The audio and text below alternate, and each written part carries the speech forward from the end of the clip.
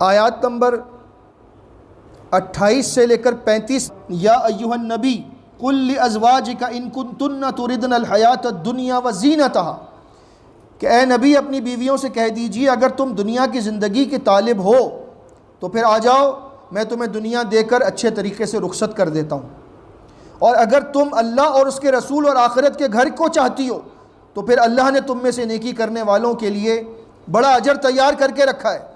ہوا یہ کہ جب بنو قریظہ بھی بے دخل کر دیے گئے مدینہ سے، اور اسلامی لشکر کے ہاتھ بہت سا مال غنیمت آیا اور مسلسل جہاد جاری تھا، تو بیت المال میں کافی پیسہ آیا، لیکن نبی کریم صلی اللہ علیہ وسلم کو اللہ رب العزت نے اگرچہ اس بات کا اختیار دیا تھا کہ خمس آپ کا تھا، یعنی جو کچھ مال غنیمت آیا ہے اس کا 20% نبی کریم صلی اللہ علیہ وسلم کا تھا۔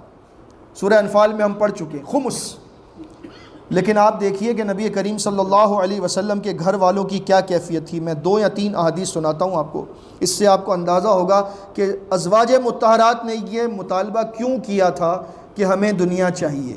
ان کو کیا چاہیے تھا، ان کے پاس کیا تھا، پہلے یہ دیکھیں آپ۔ چنانچہ ام المؤمنین عائشہ صدیقہ رضی اللہ تعالی عنہ فرماتی ہیں، صحیح بخاری کی حدیث ہے، ہمارے گھر میں جب سے مدینہ آئے تھے نبی کریم صلی اللہ علیہ وسلم اور مجھ سے نکاح ہوا، 3 دن پے در پے گندم کا کھانا سیر ہو کر ہم نے کبھی نہیں کھایا۔ گندم کی روٹی کبھی 3 دن لگاتار نہیں کھائی، یہاں تک کہ آپ دنیا سے چلے گئے۔ نبی صلی اللہ علیہ وسلم کے گھر والوں نے کسی دن 2 مرتبہ پیٹ بھر کر کھانا نہیں کھایا، مگر یہ کہ اگر دوسری مرتبہ کھایا تو صرف کھجور اور پانی۔ اس طرح سے دن گزارے ہیں کہ چاند دیکھتے پھر دوسرا چاند دیکھتے 2 مہینے گزر جاتے، لیکن آگ نہیں جلتی تھی کہ کچھ کھانا پکا ہو، کھجور اور پانی، کھجور اور پانی۔ میں نے کہا پھر آپ کا گزارا کیسے ہوتا تھا، تو فرمایا 2 کالی چیزوں سے، کھجور اور پانی سے بس گزارا ہو جاتا تھا۔ الحمدللہ۔ ابن عباس فرماتے ہیں نبی کریم صلی اللہ علیہ وسلم کئی راتیں خالی پیٹ گزار دیتے، آپ کے گھر والوں کو شام کا کھانا نصیب نہیں ہوتا تھا۔ نبی کریم صلی اللہ علیہ وسلم کا بستر چمڑے کا تھا جس میں کھجور کی چھال بھری ہوئی تھی۔ اس حال پر خوش تھے اور اللہ سے دعا کرتے تھے، جیسا کہ ترمذی میں صحیح سند سے ملتا ہے، اللہم اجعل رزق آل محمد قوتا، اے اللہ آل محمد کا رزق اتنا کر دے کہ بس زندہ رہ سکیں، ہمیں زیادہ نہیں چاہیے۔ اب اتنی فتوحات، بیت المال بھرا ہوا، لیکن نبی کریم صلی اللہ علیہ وسلم نے کسی مانگنے والے کو خالی ہاتھ نہیں لوٹایا اور کبھی اپنے پاس کچھ نہیں رکھا۔ ظاہر ہے جب شوہر اس طرح سے رہے گا تو بیویاں بھی اسی طرح رہیں گی۔ تو ان خواتین کو جن کے شوہر ان کو بہت کچھ دیتے ہیں، ان کو تو سجدے سے سر اٹھانا ہی نہیں چاہیے کہ اللہ نے ہماری ہر خواہش کو پورا کیا ہمارے شوہروں کے ذریعے۔ لیکن آج کی عورتیں اتنی ناشکری ہیں، اللہ کی پناہ، کہ سب کچھ کرنے کے بعد بھی ما رأیت منک خیرا قط کی تصویر ہوتی ہے کہ میں نے تجھ سے کبھی کوئی بھلائی پائی نہیں، جب بھی دیکھو تو نے مجھے پریشانی کی ہے۔ لہٰذا اس میں خواتین کے لیے بہت بڑا سبق ہے۔ اللہ رب العزت سب کو شکر گزار بنا دے۔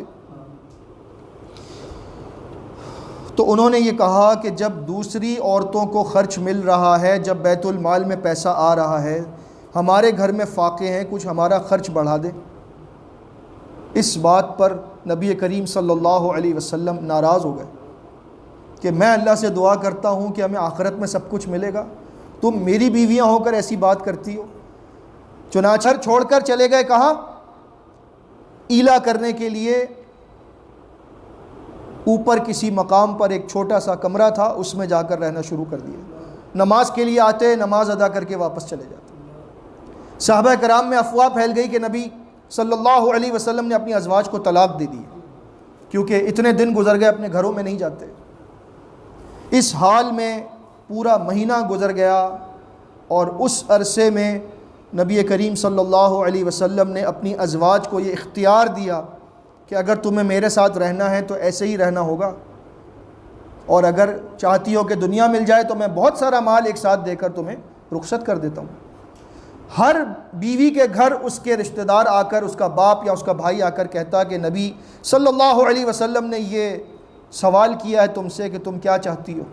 ان سب نے ایک ایک کر کے یہی جواب دیا کہ ہم تو اللہ اور اس کے رسول اور آخرت کے گھر کو چاہتے ہیں، ہمیں دنیا نہیں چاہیے، ہمیں جتنا دیں گے ہم اسی میں خوش ہیں، آپ ہم سے دور نہ ہو، ہمارے پاس رہیں، آپ ہماری آنکھوں کی ٹھنڈک ہیں۔